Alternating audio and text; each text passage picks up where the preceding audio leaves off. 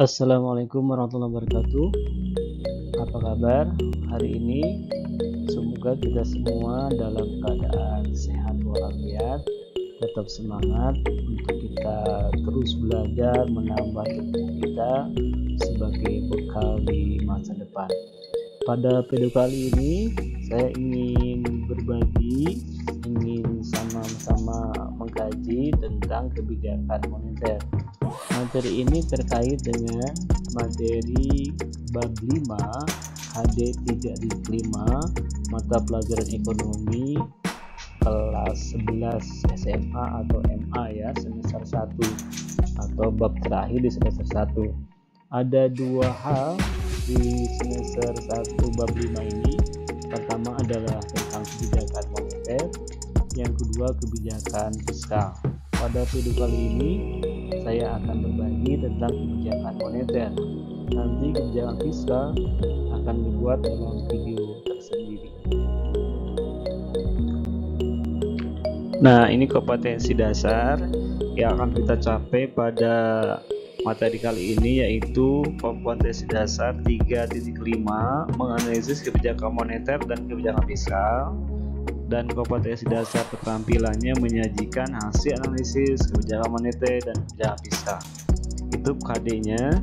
Untuk tujuan pembelajarannya, setelah mengikuti proses pembelajaran daring dengan WA, dengan learning, dengan YouTube channel, Proster Edik diharapkan dapat mengidentifikasi instrumen kebijakan moneter dan menyajikan hasil analisis tentang peran kebijakan moneter melalui media tulisan, serta memiliki sikap religius, nasionalis, mandiri, gotong royong, dan integritas. Itu kurang lebih kompetensi dasar dan tujuan pembelajaran yang ingin atau akan atau diharapkan tercapai melalui pembelajaran pada kali ini.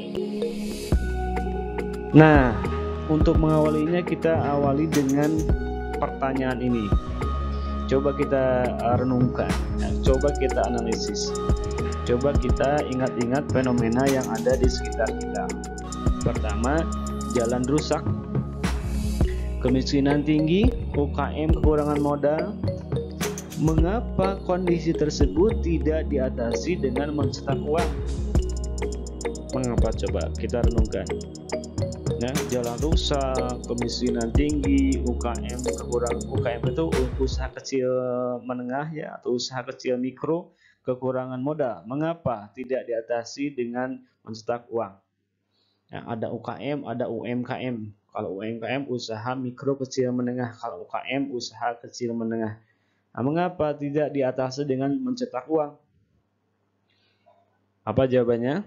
Setelah mendapat penjelasan di materi kali ini, kita akan mengetahui mengapa tidak diatasi dengan mencetak uang. Nah, ini dia. Jumlah uang beredar JUB tinggi atau banyak, maka akan menyebabkan nilai uang turun.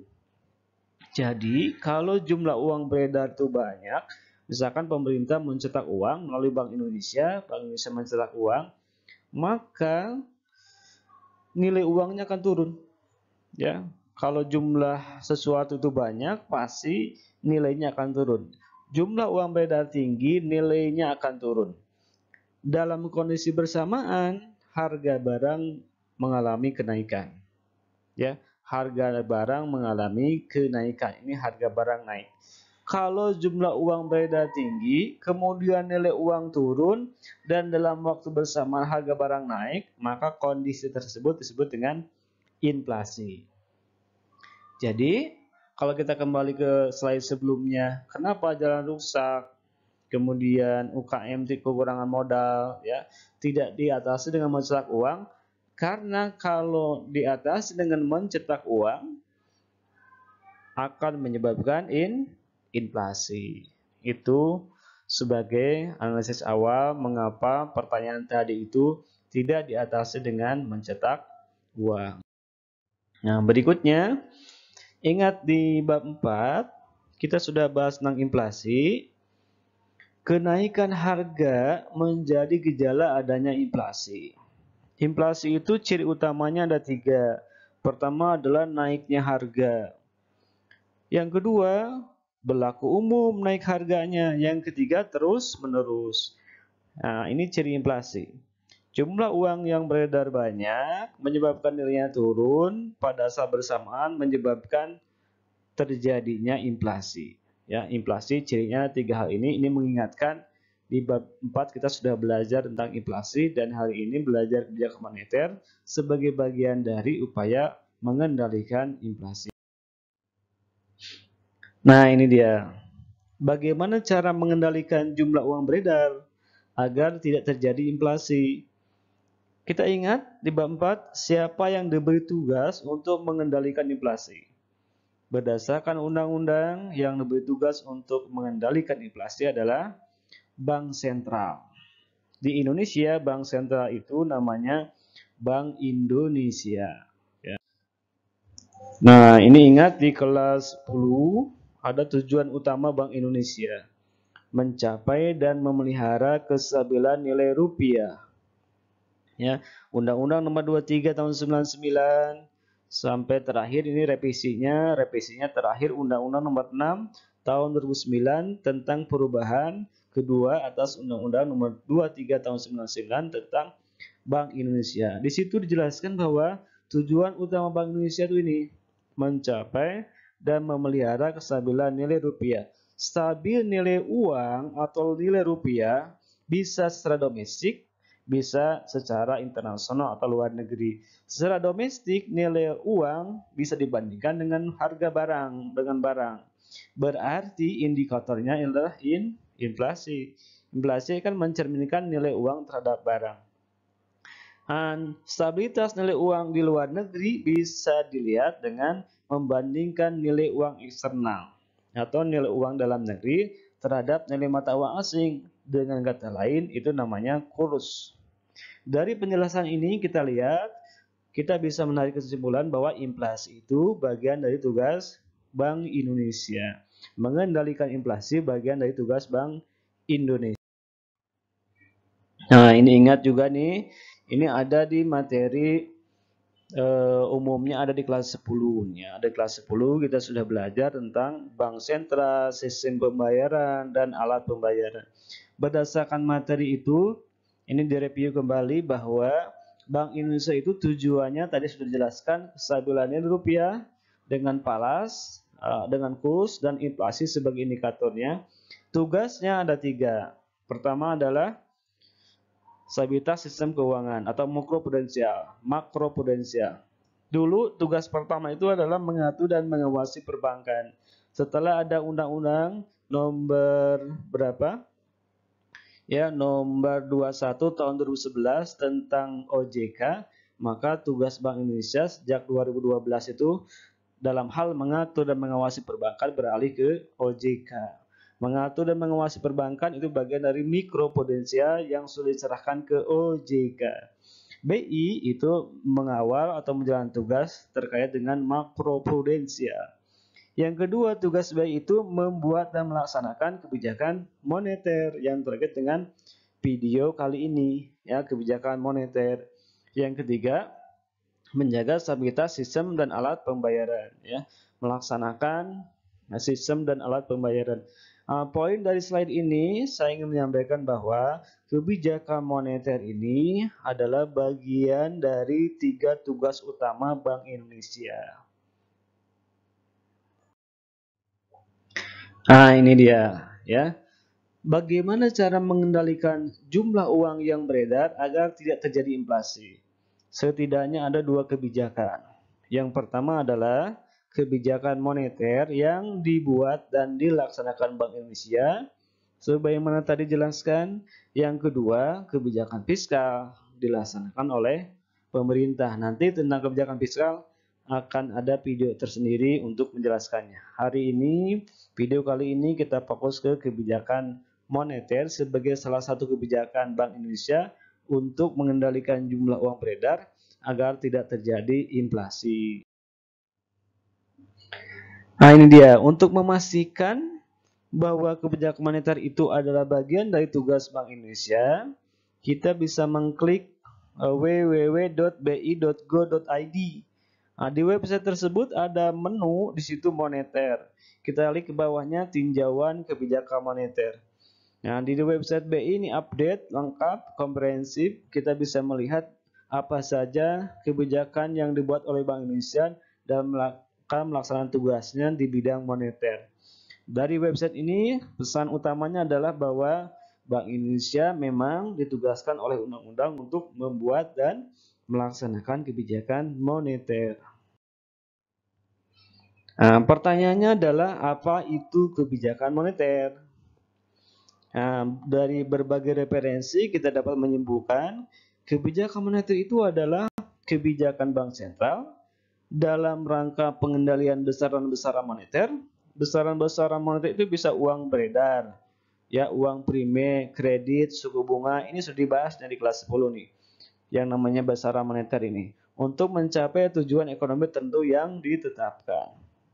Dengan kata lain, kebijakan moneter itu adalah kebijakan bank sentral untuk mengendalikan inflasi dengan cara mengatur jumlah uang yang beredar. Inflasi menjadi tugas, menjadi tujuan sasaran utama dari kebijakan moneter. Nah, diatur bagaimana caranya agar inflasi terkendali, maka kita atur jumlah uang yang beredar. Kebijakan bank sentral untuk mengatur jumlah uang yang beredar agar inflasi terkendali, maka itu disebut dengan kebijakan moneter. Itu pengertiannya tadi. Sekarang masuk ke jenisnya. Jenis kebijakan moneter itu ada dua. Yang pertama adalah kebijakan moneter ekspansif. Yang kedua, kebijakan moneter kontraktif. Kebijakan moneter ekspansif itu dalam rangka menambah jumlah uang yang beredar, ya, agar uang beredar bertambah, mendorong pertumbuhan, ya. Yang kedua, ada kontraktif, mengurangi jumlah uang beredar. Nah, dampaknya bagaimana? Pasti berdampak terhadap inflasi. Kalau uang beredar nambah, inflasi akan naik. Ya, kalau jumlah uang beredar turun, inflasi akan ditekan, akan turun. Nah, jadi inflasi sebagai sasaran akhirnya dari kebijakan moneter ekspansif dan kontraktif. Ekspansif itu menambah uang beredar, kontraktif mengurangi jumlah uang yang beredar. Itu dua jenis kebijakan moneter, ekspansif dan kontraktif. Buat apa BI membuat kebijakan moneter? Tentu ada tujuannya. Tujuannya ini menjaga stabilitas harga. Karena harga barang itu terkait dengan nilai uang, terkait dengan jumlah barang. Bagaimana nilai uang itu bisa stabil, ya, agar harga barang juga stabil, maka kita atur jumlah uang yang beredarnya melalui kebijakan moneter. Sehingga kebijakan moneter itu tujuan yang pertamanya adalah menjaga stabilitas harga. Stabilitas harga itu terkait dengan inflasi kan, yang berarti menjaga stabilitas inflasi atau harga di sini ya. Yang kedua, kalau harga stabil maka ada kesempatan kerja, ya, ekonomi tumbuh, investasi tumbuh, kesempatan kerja tumbuh. Menjaga stabilitas ekonomi secara umum, ya. Stabilitas ekonomi itu terkait dengan arus barang, arus uang. Arus uang dikendalikan dengan kebijakan moneter, maka diharapkan akan jadi stabilitas ekonomi secara umum. Yang terakhir, tujuan kebijakan moneter itu adalah perbaikan neraca pembayaran. Nanti di KD terakhir ada perdagangan internasional kelas 11 ekonomi semester genap, akan kita perjelas tentang neraca pembayaran ini. Nah, materi terakhir pada video kali ini adalah tentang apa saja instrumen kebijakan moneter. Instrumen kebijakan moneter itu ada 4. Ya, ini yang dilaksanakan di Indonesia nih. Ada juga yang kredit selektif, ya, jadi 5 menambahkan. Tapi saya ingin mengkerucutkan, saya ingin menyimpulkan, menyederhanakan menjadi 4. Pertama adalah operasi pasar terbuka. Yang kedua, cadangan primer atau giro wajib minimum. Yang ketiga, fasilitas pendanaan jangka pendek atau fasilitas diskonto. Yang keempat adalah himbauan moral.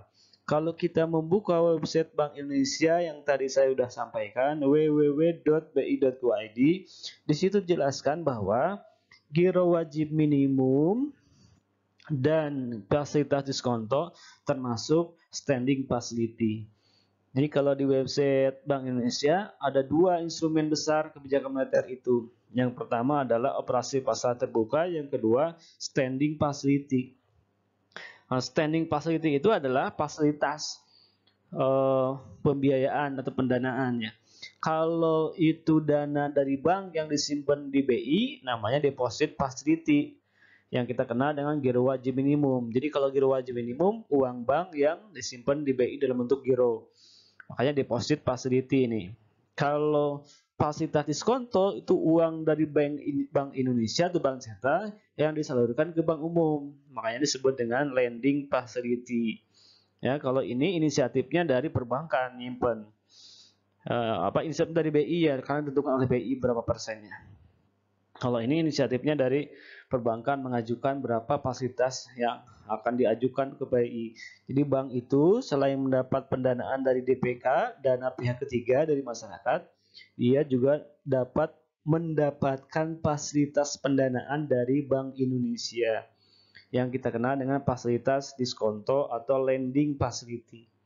Yang keempatnya himbauan moral, nanti bisa dijelaskan di slide tersendiri. Intinya dari slide ini adalah bahwa instrumen kebijakan moneter itu terdiri dari 4 hal ini. Operasi pasar terbuka, cadangan primer, fasilitas pendanaan jangka pendek atau fasilitas diskonto, dan himbauan moral. Nah, kita bahas satu-satu bagaimana dampak dari masing-masing instrumen terhadap inflasi. Pertama, operasi pasar terbuka. Ini adalah instrumen moneter untuk mengendalikan jumlah uang yang beredar dengan cara menjual atau membeli surat-surat berharga. Surat berharga itu ada yang disebut dengan SBI, Sertifikat Bank Indonesia, ada juga SBY, Sertifikat Bank Indonesia Syariah, ada juga surat berharga pemerintah. Surat berharga pemerintah itu terdiri dari SUN, surat utang negara yang menggunakan bunga, dan SBSN, ya, sertifikat berharga syariah negara, SBSN, menggunakan pola syariah. Ya. Surat berharga syariah negara atau sertifikat berharga syariah negara yang pola syariahnya. Kalau yang konvensional menggunakan bunga namanya SUN, surat utang negara. Antar bank sentra dengan perbankan atau masyarakat melalui mekanisme lelang yang diselenggarakan oleh bank sentral. Jadi operasi pasar terbuka itu dengan cara menjual atau membeli surat berharga, baik surat berharga yang dikeluarkan oleh BI maupun surat berharga yang dikeluarkan oleh pemerintah. Bagaimana dampak dari operasi pasar terbuka terhadap perekonomian, terhadap inflasi pada khususnya? Ini logikanya.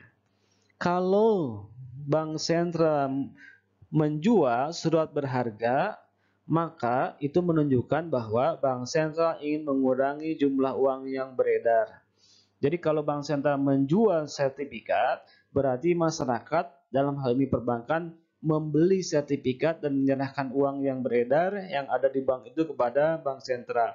Otomatis kalau bank sentral menjual sertifikat berarti akan mengurangi jumlah uang beredar. Karena sertifikat diserahkan oleh BI, masyarakat menyerahkan uang. Berarti uang beredar akan berkurang, inflasi bisa ditekan, bisa turun. Kebalikannya, ya, kalau tadi namanya kontraktif berarti mengurangi uang beredar. Nah, kalau Bank Indonesia membeli surat berharga, berarti surat berharga yang ada di masyarakat dibeli ya oleh Bank Indonesia. Bank Indonesia menyerahkan uang, sertifikat di masyarakat ditarik oleh BI. Berarti uang beredar akan bertambah. Ya, otomatis inflasi akan naik. Ini ekspansif. Uang beredar nambah, inflasi cenderung akan naik. Itu dampak dari kebijakan moneter yang sifatnya kontraktif, mengurangi uang beredar dengan cara menjual surat berharga, atau ekspansif dengan cara membeli surat berharga. Dampaknya terhadap inflasi perusahaan, ya, kalau menjual itu berarti uang beredar kurang, inflasi akan turun. Jadi kalau menjual surat berharga, inflasi akan turun. Kalau membeli, inflasi akan naik. Nah, ini logikanya nih. Sebelum yang kedua, ini logikanya. Ya, operasi pasar terbuka itu dengan menjual SBI atau SBS atau tadi surat berharga negaranya ini bisa dilengkapi. Nah, surat berharga negara jumlah uang beredar turun, inflasi akan turun. Kalau menjual, inflasi akan turun. Kalau membeli, inflasi akan naik karena jumlah uang beredar akan bertambah. Yang kedua ada yang disebut dengan giro wajib minimum. Ya, giro wajib minimum atau GWM. Giro wajib minimum itu adalah instrumen moneter yang digunakan untuk mengatur jumlah uang yang beredar dengan menetapkan suatu persentase tertentu dari jumlah dana pihak ketiga yang berhasil disimpan perbankan untuk menjadi dana cadangan perbankan dan harus disimpan pada rekening giro mereka di bank sentral. Jadi semua dana yang ada di perbankan itu tidak seluruhnya dipinjamkan lagi kepada masyarakat. Sebagian dicadangkan dan cadangan itu besar kecilnya ditetapkan oleh Bank Indonesia dalam rangka menjaga kesehatan perbankan itu sendiri, dalam rangka menjaga likuiditas perbankan itu sendiri. Nah, dana yang tidak dipinjamkan itu dicadangkan dan disimpan di bank sentral dalam bentuk rekening giro. Nah, misal rasio cadangan wajibnya 8% dari total dana 1.000 triliun. Maka jumlah dana yang harus disimpan perbankan dalam rekening giro mereka di bank sentral minimum sebesar 80 triliun. Disimpan di bank sentral, sisanya baru boleh digulirkan. Jadi kalau cadangannya 8% berarti sekitar kurang lebih ya 92%-nya oleh perbankan bisa disalurkan dalam bentuk pinjaman atau pembiayaan atau investasi. Untuk menambah jumlah uang beredar, maka bank sentral menurunkan rasio cadangan wajib. Jadi kalau cadangannya diturunkan oleh bank sentral, otomatis uang yang beredarnya akan nambah. Kalau cadangan ditambah, berarti uang beredarnya akan turun. Jadi dampak dari giro wajib minimum ini, kalau diturunkan cadangannya, maka uang beredar akan bertambah, inflasinya cenderung naik. Ya, cenderung naik. Nah, di slide berikutnya. Nah, ini. Jadi kalau giro wajib minimumnya ditaikkan, cadangannya ditaikkan, jumlah uang beredar akan turun, inflasi akan turun. Jadi berbanding terbalik kalau giro wajib minimum ini. Kalau ditaikkan, berarti uang beredar akan berkurang, inflasi akan turun. Kalau diturunkan, maka jumlah uang beredar akan naik, inflasi akan naik. Itu dampak dari kebijakan giro wajib minimum terhadap inflasi. Yang ketiga itu ada fasilitas diskonto atau diskon window. Apa itu fasilitas diskonto? Yaitu instrumen kebijakan moneter dalam rangka mengendalikan jumlah uang beredar melalui pengaturan suku bunga pemberian kredit bank sentral kepada perbankan. Fasilitas diskonto merupakan fasilitas pinjaman yang diberikan oleh bank sentral kepada bank komersial dengan cara menempatkan tingkat diskon rate sebagai tingkat bunga yang dikenakan atas pinjaman perbankan atau bank komersial kepada bank sentral. Seperti yang sudah disampaikan tadi sebelumnya, bahwa perbankan juga dapat mengakses pendanaan dari bank sentral, namanya fasilitas diskonto. Uang dari bank sentral disalurkan kepada perbankan, ya, dengan tingkat diskon rate atau tingkat suku bunga tertentu. Jika bank sentral memberikan tingkat diskonto yang tinggi, ditinggikan, maka perbankan akan mengurangi permintaan kredit dari bank sentral karena mahal kan diskontonya. Pada akhirnya akan mengurangi kemampuan perbankan memberikan pinjaman. Akibatnya jumlah uang beredar akan turun. Jadi berbanding terbalik ya. Berbanding terbalik. Sama seperti halnya tadi di giro wajib minimum. Nah, jadi kalau perbankan menempatkan risiko yang lebih rendah, maka perbankan akan meningkatkan permintaan kredit kepada bank sentral. Akhirnya menambah kemampuan perbankan untuk berikan pinjaman, maka uang beredar akan bertambah. Itu logikanya ya. Jadi diskonto naik, maka uang beredar itu akan turun karena perbankan turun minatnya, kemudian tingkat suku bunga juga menjadi mahal, masyarakat lebih suka menyimpan daripada meminjam, uang beredar akhirnya turun ya kalau diskontonya naik. Nah, itu dan kebalikannya. Ini penjelasannya ada di narasi sebelah kanan ini ya. Terakhir, nah ini ada logikanya dulu sebelum terakhir, fasilitas pendanaan jangka pendek diskonto itu kalau diskontonya rendah, maka jumlah uang beredar akan naik karena perbankan akan mengakses pendanaan dari bank sentral, kemudian nanti tingkat suku bunga juga akan turun, masyarakat itu akan banyak yang minjam uang, uang beredar bertambah, inflasi naik. Kalau diskontonya tinggi, maka perbankan akan mengurangi minat untuk mengambil pendanaan dari bank sentral. Kemudian tingkat suku bunga juga akan naik. Kalau tingkat suku bunga naik, masyarakat lebih suka menyimpan daripada meminjam. Otomatis jumlah uang beredar akan turun, inflasi akan turun. Itu logika yang bisa kita jelaskan untuk mengetahui pengaruh fasilitas diskonto naik atau rendah tingginya terhadap inflasi.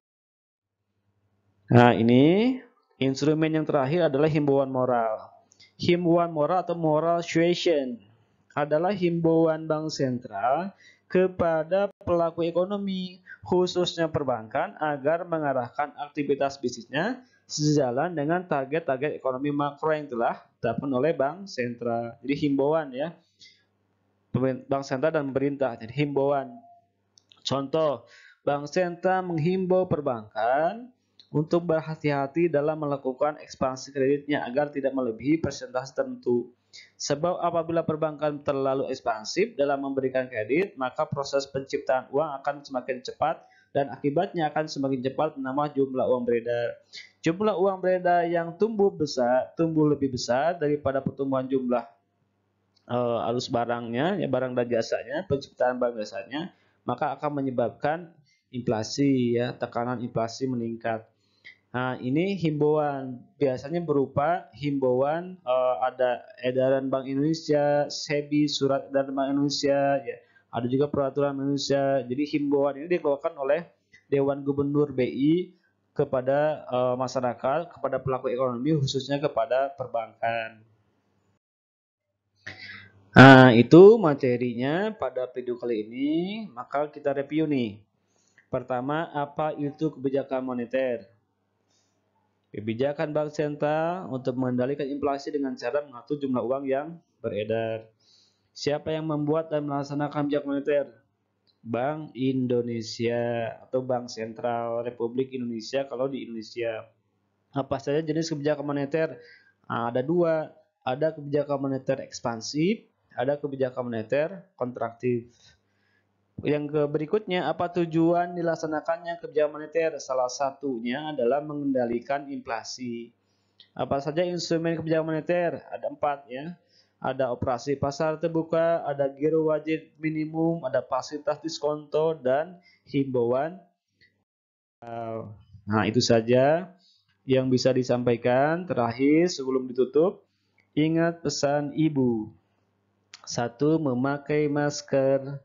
Kedua, mencuci tangan. Ketiga, menjaga jarak. Agar kita selalu menjadi bagian dari ikhtiar terhindar dari COVID-19, kita sendiri tidak tertular dan lingkungan kita juga tidak tertular akibat kita yang lalai terhadap protokol kesehatan. Oleh karena itu, mari kita budayakan protokol kesehatan ini, memakai masker, mencuci tangan, menjaga jarak. Insya Allah, kalau niatnya baik untuk menjaga diri dan menjaga sesama, insya Allah menjadi bagian dari ibadah kita. Demikian, terima kasih. Mudah-mudahan bermanfaat. Kalau ada pertanyaan, kalau ada tanggapan, kalau ada koreksi, bisa ditulis di kolom komentar. Demikian, terima kasih. Wassalamualaikum warahmatullahi wabarakatuh.